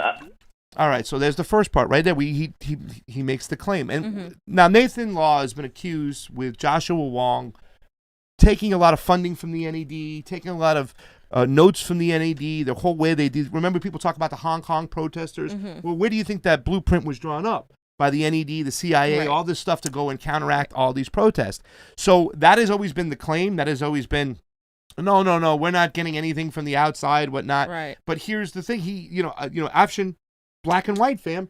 No, you're the NED. You know what I'm saying? And then he'll try to downplay the NED coming up in the next clip. But do you have anything to say about that clip right here? Well, I mean, it's just going to be hard to prove otherwise to a lot of people, because here's a person from China telling you that there's no that this is about China's democracy and about the Chinese having their autonomy. So how as an outsider that's not in China, it's going to be hard to argue to a lot of people that we need voices that are from the other end, from China, to really have validity to the argument about the NED. Because a lot of people don't know what the NED is and what the OAS are, and these, it's very real. And the fact that they're using the CIA is all automatically worrisome to me. But I'm saying for the general public, here's a person from Hong Kong telling you oh no, this isn't about imperialism. This is about democracy. It's going to be really hard to fight that narrative. Yeah, well, that's why I love this video, because he really breaks it down. Afshin really ties connects the dots. And we're going to have Carl Zar, a guy who's kind of on the other side of this coin, on the show tomorrow to talk about these things. But watch how, and I love the way he gets spanked right here. Afshin just passively spanks him about don't try to just brush off the NED like it's nothing. Go ahead, Johnny. Well, I have no idea what that kind of accusation that you brought up. What's the ground of that? Was it merely someone writing something on the website of the organization? No, if you go check on the protest side of Hong Kong people carrying their own, resources to the ground, and they are supporting the movement by their own. Even though there are international organizations voicing support to Hong Kong, but that doesn't mean that there are direct links financially or organizationally. It is false accusation, and I don't think what you have pointed out about the link of NED to Hong Kong movement is a correct description. I'm not sure the hundreds of millions of people whose governments have been destabilized by the National Endowment for Democracy, arguably over the decades, would agree. Tell me about the Hong Kong Democracy Council. All right, that was it real quick. He goes on to this next part, which we're going to get into real quick, because it ties all U.S. Congress to this stuff, U.S. imperialism, to the connections in Hong Kong. But I love the way he kind of smirked and said, I don't think the millions of people whose government's been destabilized. Can you name some of those? Oh, yeah, Nicaragua at one point, all these groups, when you talk about Ukraine was in there with the NED, anything with George Soros, go name it. You know what I'm saying? But isn't that an anti-Semitic trope, using George Soros automatically? It is. I'm sorry. Well, I mean, I'm just saying that is an argument that has come up time and time again. I'm smirking because trying it's to such be a like, bullshit. well, yeah, because I just see a lot of listen. The other side, making these arguments. Yeah. You can't just use that. You have to specify what do you mean by George Soros? When you point out money lines to regime change, that is not being anti-Semitic in any way, shape, or form. And you can still try to use that argument when we try to point these things out. I don't care. It's you say anything, any mention of George Soros or if you talk about Netanyahu or any of these, if you say the Israeli government's right wing, all of a sudden people start telling you it's an anti-Semitic trope and whatnot. But I'm not playing that game anymore because, George Soros and his connections with all these countries, the NED was started right during the Somoza time in Nicaragua because it was bringing so much information to light that they had to go around people's back and sell cocaine from Colombia, Freeway Rick Ross, to make crack and put it on the street so they can give weapons to the Somozas to fight against the Nicaraguan Sandinista government. They got caught. That so what is do a they fact. do? They formed the NED outside of that to say, okay, we can't do this anymore. So we have to funnel taxpayer dollar, make it look like we're going for endowment for democracy because the NED is anything but that. Yeah. You know what I'm saying? And what we're doing, we're taking our tunes, we're taking our information, we're taking our orders from the CIA for our imperialistic ways, period. Bottom line. And people will become hip to this and the NED and what they are. Now watch this part right here too as well, because Afshin ties it right to the government, the Marco Rubios and all these. You love Marco Rubio, Bolivia. Oh, yeah, Come he's on my best now. friend. Watch this part. You're on the board of. Well, it's a Hong Kong people-led organization that focus on the advocacy work on the U.S. So it does not directly involve in the local ground protest in Hong Kong. Right, but it's called the Hong Kong Democracy Council, and it seems to have direct links to lobbying in Washington for laws that suggest unless Hong Kong enacts legislation that helps Washington, there should be U.S. sanctions on China. Well, I think the core rationale behind the law is when China is failed to commit itself to the promise of Sino-British Joint Declaration, the world should hold it accountable because the declaration is signed by British and Chinese government and it is tabled in the United Nations. So when we are talking about the preferential treatment of Hong Kong, that is a major premise of that, which is Hong Kong remains autonomous. So if Hong Kong is under the direct autocratic control from China, it is just an ordinary Chinese city. So why the world should offer preferential treatment to Hong Kong? I think this is the logic behind. So I don't think the way to confuse the use of words and the rationale behind the Hong Kong Human Rights and Democracy Act help the discussion. Except it's not the world, is it? It's a tiny minority of countries, NATO countries, that we're talking about. Most of the world isn't making a big fuss about this Hong Kong Act, and perhaps they see that it is absurd that China should abide by US legislation over what is part of its country. I think that is also another false perception towards the Act, because the Act is about whether the US should continue to give preferential treatment to Hong Kong, which from the perspective of China, that could possibly be the internal policy of the US instead of meddling Hong Kong issue. And we have to understand that the international status of Hong Kong is being recognized by the international community because they have to show that they remain strong rule of law and autonomy so that the world trusts its own system. Okay, wait, just to be clear. All right.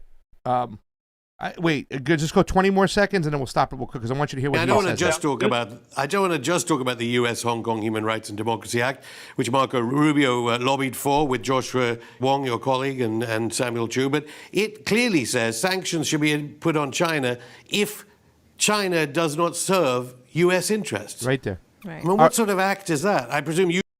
All right. See, So what I'm saying is right now is like people don't understand what's going on there. No. Like, how do we have the gall to go in there and try to dictate what's going on? Right. You know, Hong Kong belongs to China, and they would, they've waited a long time. A lot of people in Hong Kong do love the motherland. You know what I'm saying? There are some people who are really upset, and really the truth about it is, fam, this situation started because of the austerity measures in Hong Kong. It's under British colony rule. They use our monetary system, and they have a lot of homeless people and a lot of youth who don't have jobs. There aren't jobs, and they have rich people in Hong Kong. So you have these young, frustrated people who are blaming China. Exactly. They twisted the narrative, and they're saying, blame China. They're going to come in. They're going to take away your simple freedoms, all this stuff. It's happened a lot in Venezuela and other countries that the United States has manipulated people in these countries to think that it is those people, those presidents in power that have neglected them, when it has been the U.S. imperialism through sanctions, through stopping the gold, like let's say in Venezuela, like all of these things that we do. They don't even get to see it because they're experiencing it. They don't get to see what's happening behind the scenes. So nobody here is trying to say that we know more about China than a Chinese person, but we are saying that we know more about U.S. imperialism and what the U.S. government has done and is capable and continues to do. And when you have people like Marco Rubio promoting sanctions, and you have Democrats agreeing with him, and people like Joe Biden saying that he wants to go to war with China, you have a situation where it is a very dangerous and precarious situation, because as Pasa said, yes, China is the new Cold War, but that could also be the new hot war in general. Yeah, and to be clear, Joe Biden said he wanted to move 75% of the naval fleets into the South China Sea during a debate. Nobody called him on it. Nobody questioned it. Because nobody gets it. And that is essentially going to war if you're going right into their homeland. Remember, it's called the South China Sea where you're trying to go. One more minute here. And this kid got beat up the whole time. In the beginning of this whole thing, fam, he talked about, undisclosed location because of the new Article 63 that we had talked about. I didn't want to play the whole beginning. And then there's a whole part about the Uyghurs that I left out. But I just want to play this 1 minute. And then I want to play his face as the credits are going. Because, we work in this business now that when somebody's face, the camera doesn't miss anything. Yeah. And this kid makes a face just like, oh, my God, I just got my ass kicked from me. But watch this last minute, because once again, we got to talk about the NED backed by the U.S. government, involving and lobbying for power in Hong Kong. You lobbied for this act. Well, I think this is definitely for Hong Kong's people's point of view. We need to hold China accountable, and that's what the world failed to do so for So the you're past saying decade. the view of normal people on the street in Hong Kong is they should be a de facto colony of the United States? Well, I don't think that is a direct link of so-called colony and colonial states. And that kind of colonial mindset towards the current international affairs is absolutely wrong. Like, Hong Kong is not under US, and that kind of relevant sanctioning mechanism, like the Magnitsky Act, is being implemented all over the world. It is not only about China, it's about all the human rights all the human rights violators in the world. So I don't think that kind of colonial mindset is still applicable in current state of mind. And I think you are using the wrong comparison to understand what's happening in Hong Kong. Of course, the Magnitsky Act, Russia alleging that that is related to NATO nation intelligence services. Tell me, that's good. Why? Well, pretty much, the Magnitsky Act he talked about, which also kind of allows for the sanctions of Russia and anywhere else. Mm-hmm. It was further to progress the sanction war. In other words, I talk to people about sanctions all the time. They still think that they're okay. They're like, oh, yeah, I guess sanctions are okay. Sanctions are needed. They don't understand how sanctions really affect the most vulnerable, how they really don't make the government do anything. It just, all the poor people die when it comes to sanctions, when we put our foot on the neck of people when it comes to our sanctions. Okay. So he got spanked this whole freaking interview, and watch the end credits and watch Nathan's face. Nathan Law, hope you're safe. Thank you. Thanks. And that's it for the show. We'll be back on Monday, 4 years after UK Prime Minister David Cameron resigned after failing to keep Britain in the EU and overseeing a policy of austerity that led to deaths of the citizens he vowed to protect. Until then, wash your hands. Join the Underground on YouTube, Twitter, SoundCloud. He was like, But wait a minute, Pasa. What about the Uyghurs? We're going to talk about the Uyghurs. I don't want to get into it. It's a whole conversation. We're going to talk about the Uyghurs, where a lot of the information came from about the Uyghurs, about all the people we talked about. But I did bring up this article right over here. We'll save the Uyghurs for tomorrow. We'll talk about that some more. Because that's everybody's go-to. What about Tibet? What about the Uyghurs? What about these situations, Pasta? How India, can you China. okay? How can you okay that they are imprisoning Muslims just for being Muslim, Pasta? Well, how can you be okay with that? We're going to talk about that, and I got a lot of footage of mosque open in Western China everywhere, where they don't just imprison people for being Muslim. Yeah, once again, I don't want to say 100%. I've never been there. But tomorrow we're going to talk to somebody who's really knowledgeable when it comes to that information. His name is Carl Zah. I even got a tweet in here, and you can go look him up. But let's take a look at We're going to talk about that tomorrow, fam. Believe you me, I can start talking about the Uyghurs. I'll be here another 2 hours. Connections run deep with the Hong Kong Freedom Fighters, the NED. This is Hong Kong's opposition unites with Washington hardliners to preserve U.S.'s own political and economic interests. Johnny, who's that picture of right there, first of all? Oh! Nancy. You can see right behind Joshua. Mama Bear. There's Nathan Law, whatnot. There's the crew. The band's back together. But if you go down to the bottom of the article, it really talks about this one section. Oh, there's Joshua Wong with Mr. Rubio. Josh Wong and Nathan Law. They're Don't buddies. worry, you guys. Marco Rubio has China's best interests at heart. There he is. He talks about it. It makes it look like they're just under authoritarian rule and stuff. But it really talks about the connections of the NED in this whole thing, about the NED board, fam. I believe if you go down, there's a whole section and a list of people on the NED. Okay, Hong Kong activists unite with the NED U.S. regime change establishment. And look, the organization features a number of prominent Hong Kong activists as board members. These include, and you go down, here's the name. Oh, founder of the New York. All the NED is all over this whole situation. They have their roots everywhere. Joseph Ning, Samuel Chu, Nathan Law. There he is. Jeffrey No, all down below. The NED's board. You can look at this article, ladies and gentlemen. Here it is. These figures include Michael Davis. Oh, fellow at the National Endowment for Democracy, Larry Diamond. Guess where he's at? Sharon Hom, Executive Director of Human Rights in China, a longtime guarantee of the NED. NED is all over this group, fam. We reported this months ago. Mm-hmm. It doesn't change. The NED still has their little mittens. The National Endowment for Democracy, and you can look them up, fam. It's anything but. Am I right or am I wrong?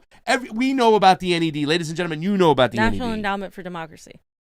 So it's just an organization, basically, that is a front for U.S. regime change. That's really what they are. That's it. I mean, that is literally what they are. They can call themselves pro-democratic. They can call themselves whatever they want. They're literally a front, just like a lot of fronts exist. They're a front for U.S. imperialism. And CIA. here we go. Is Chen. Mm-hmm. Oh. Weehu left this tweet. This is very embarrassing. Julie Etta, a U.S. diplomat in Hong Kong, was caught meeting with the Hong Kong protest leaders. It would be hard to imagine the U.S. reaction if Chinese diplomats were meeting with the leaders of Occupy Wall Street, Black Lives Matter, or Never Trump protesters. There's great. Nathan Lane over there, Joshua Wong.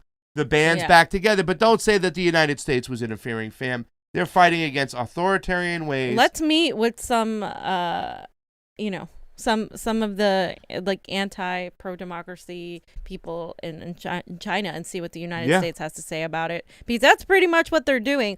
And we can all agree that China has authoritarianism, that it exists in China. Nobody's denying that these people are under authoritarian rule. However, that does not mean that we need to go in there and colonize Hong Kong. It doesn't mean that we need to go in there and try to take over their government and in so many ways that we've done to so many other countries, or even get involved. Nobody's asking here to paint China as this sort of angel, but what we are saying right now on the show is that we need to keep our hands off China, just like we needed to keep our hands off Venezuela and many other countries that we've pretty much overthrown their leaders and put a pro-capitalist leader there instead, so we could profit off of it, so we could continue being the empire, and so they can be a sort of colony of ours. I mean, just look at how we treated Puerto Rico. Puerto Rico's still not an independent country, but they also don't get the same ability to vote like everybody else. I mean, this is not, it's not okay that we do this around the world. And they've been left out to dry since that hurricane. Nothing has really been changed over there.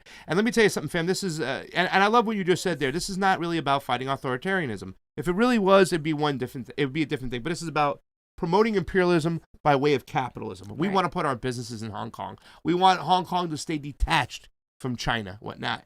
And, you know, at this point, I don't even know what China feels about Hong Kong. You know, if I'm Xi Jinping, I guess there's other kind of ways, but I'd be like, you know what, have Hong Kong. They're almost bankrupt anyways. You ruined them. They got more people in poverty. Go, do what you want to do. But we can't do that because military-wise, you know, they want the Stinger missiles. It's military-wise, it's too close to China. It's right on the China, so that's the reason why they can't. But this was in the acts, and this was in the works for a long time, because here's Nancy Pelosi, your girl, fam. Oh, November 17th, 2015, honor met Joshua Wong, a student leader who led a big protest demanding universal suffrage in Hong Kong. Nancy Pelosi will never have your best interest for you, for anybody. She doesn't even have the best interest for her people in America. You think she's going to somehow be magically adept at figuring out what the people of in China and Hong Kong need? No, she's not. So anything that Nancy Pelosi, Marco Rubio, and all of these neocons and neoliberals have their hands on is something that you have to be very, very, very, very suspect of. Yeah. And the next tweet I have, and this is a whole nother section I was looking into. I only put one tweet about it because I want to explain the cultural differences between mainlander Chinese people and Hong Kongers, because they have this kind of sense of entitlement that they're different, whatnot. And the way they treat a lot of mainland people is disgusting. It's very xenophobic. It's very racist in itself. And they've had a lot of issues where they said a lot of people that they wanted to have some Black Lives Matter protests in Hong Kong. And the leaders of the Hong Kong protests and whatnot have kind of been like no, we have to stay with our message, or trying to hijack that we can't breathe. But this is Carl Zha, who's going to be on here. Remember, I said I'm going to bring Carl Zha on because I want to speak about the culture of China. Because I think people, Richard Wolff said, like, a lot of people don't understand about China, but they want to make so many accusations about them, and it's the country we know least about. I want to talk about the cultural differences. Now, Carl Zha put up here, Shina is a Japanese word for China that became derogatory during the Sino-Japanese War. Post-war Japan Gov banned its use in kanji form, Chinese characters, in official document. Yet some people in Hong Kong and Taiwan use it to insult people from Chinese mainland. It equals chink in English. Oh.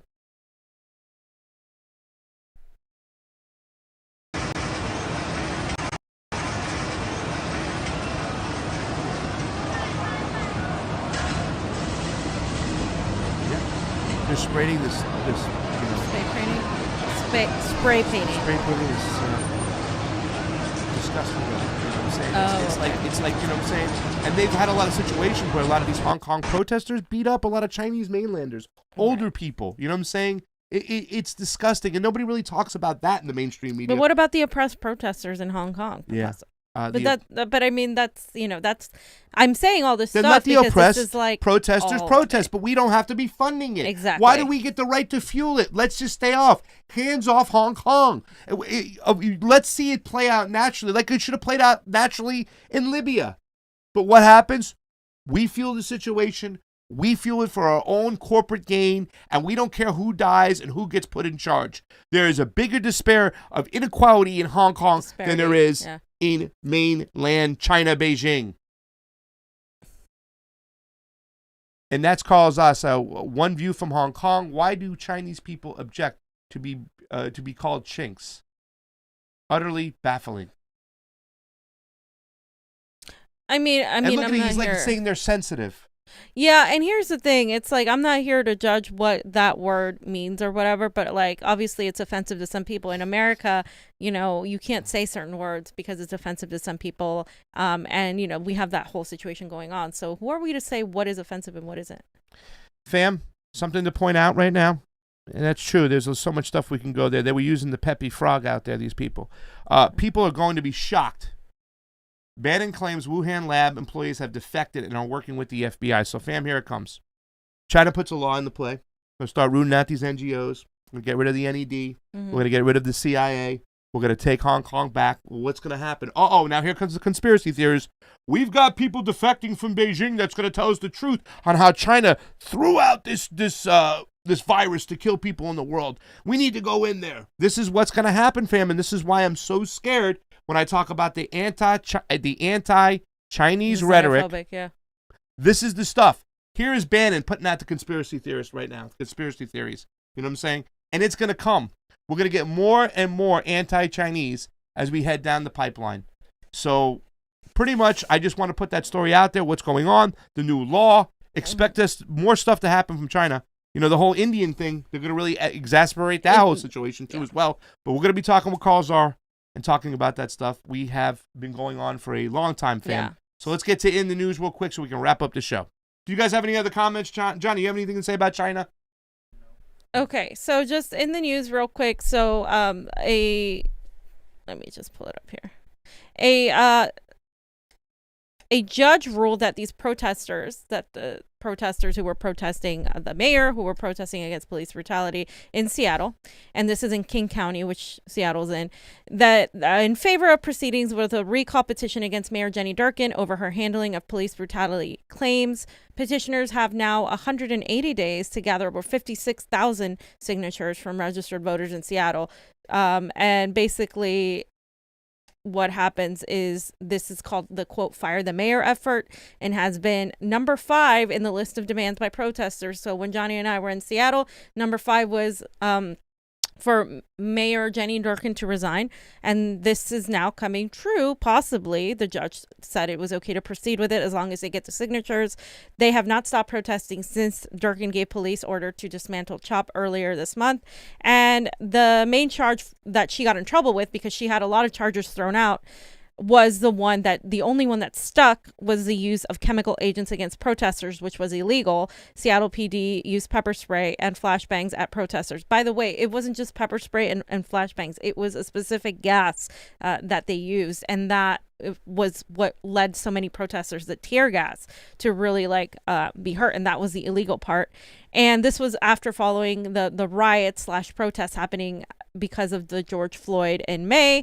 And according to this source, the officers have used chemical agents. That used these agents have been fired and are facing charges, but according to other people, that's not necessarily going to stick. And a spokesperson for the mayor denied that these protesters' accusations were going to be anything, saying the mayor believes this remaining claim will be dismissed. So she's not even apologizing, not even admitting to that. And that's what's the update in Seattle. We're also going to have someone this coming Thursday to talk about the tax, the Amazon tax, and all of that stuff that's happening. Yes. Don't want to get too deeply into that. We've already had a very long show today. I want to read some super chats before we get us out of here. We're at 103 minutes. Wait, go ahead. Do you have one more stuff? Yeah. All right. Okay. Oh no, wait. I think that is it. Yeah. You're right. Go ahead. All right. Should I read some super chats first, Johnny? Or no, this is going to take 2 seconds. Go ahead, buddy. Governor Newsom orders all California counties to shut down indoor restaurants, bars, and movie theaters. Yep, 5 hours ago. Back on it. So that happened today. And no protections behind us, fam. No. Nothing going on. Nothing to watch after us. This is something else that we need to go after, the fact that they need to extend the $600 payments beyond even till the end of the year, because we don't know how long this is going to go. The rent situation. And the rent situation, all Awful. of it. It's just, yeah. And by the way, the Seattle situation, fam, I'm down for it. But the problem is, who's up next? It's the power vacuum. Who are they going to push into play? They're going to push another neoliberal in there? That's why we need that. For these particular positions, we're going to remove somebody. I hope these groups have somebody down the pipeline that they're considering pushing forward. And that person needs to be on the megaphone rallying people as they get behind this call, and then move that person, whoever he or she may be, into that position that needs it. Because that's the whole thing. You get rid of one, here comes another in its place, fam. So I hope that the people of Seattle are getting their next. Well, I think they're doing up. a lot more than what other people are doing. Yeah. By even just going this far, I think it's worth noting, like, what they managed to accomplish. I'm not going to dismiss it. Like, it's a good thing that they even managed to get that far, because they have a specific set of demands, which a lot of people don't even have. So. But the power vacuum, I hope they have somebody getting ready into place. That's all that's I love what they're doing. But it, once again, is like we see this Like they try to use this kind of movement of get rid of this, let's vote for Joe Biden kind of shit. But this is entirely separate, though. Oh, I from know. Joe I know. Biden. This is like local but if they remove the mayor, a mayor has to take their place. Sure. So if they have a special election or if the next person up, they better be looking for the next election. What I'm saying is that for this to not happen again or a situation like this, they got to get a real progressive in office. So hopefully for this position, which is a really great position, and now the lights are shined on it, if they can find somebody good, that could be a really good 1-2 punch. They got the one punch. Now let's go with the knockout. I mean, Seattle's been leading the fight on a lot of things right now. So I think they're doing pretty well. David, Super Chat contribution says, Hong Kong became a part of the racist colony British Empire by conquest and forced opium addiction upon Chinese Hong Kong people. We did that story. We talked about it before. It was called Opium Island. It was where a bunch of sailors from the British forces, America, would go there. There was nothing but opium, heroin, smoking it, and prostitution. They really just destroyed the whole island. What the Chinese tried to do to get it back, to liberate it, to take away all the opium trade there. That's where a lot of the opium went through, fam. It was disgusting. Jason V says, thank you for the Super Chat contribution. It is always appreciated on Couch. Wants U.S. freedom, but we imprison more than 1/5 of our population. Over 200 million people, fam, are in jail. It is disgusting. Thank you for that Super Chat contribution. David again, invite Danny Haifong to talk about the Hong Kong China hoax. Fam could tell you how I feel about Danny Haifong. I throw Danny Haifong's name out there all the time. I think he's one of the best. We see him a lot on Jimmy Dore. But guess what? We have a little bit different guest. We haven't seen him out there yet. Carl Zah, somebody new. Toonsy, thank you for that Super Chat contribution. It is always appreciated on the couch. Fam, you're wasting time with your little thing. Sorry. Awesome reporting. I'm sorry. Always appreciated on the couch. Sound better? Thank you for the Super Chat contributions. As always, reporting Convo Crew from Toonsy. I do appreciate it. Thank you so much. That is all. Thank you, guys. The Super Chat contributions. Johnny, any last thing? All right, guys. That's been a long show today. We want to thank you for joining on in. Don't forget, tomorrow at 2 o'clock, Fam has a great interview with Carlos Marroquin. We're doing the autopsy of the Bernie. No, it's called something completely What's different. It called? Well, I'll let you guys know. Tomorrow, just look out for the interview. It's going to be awesome. Mine is at 6 o'clock. Carl Zah, talk about China. Thank you again to all our Patreons. We have over 100. Thank you for endorsing us on the ROKFIN, who hung out there. For Pasta Jardula. Fiorella. Johnny Sue on those 1s and 2s. Come out, guys. Bye. We love you.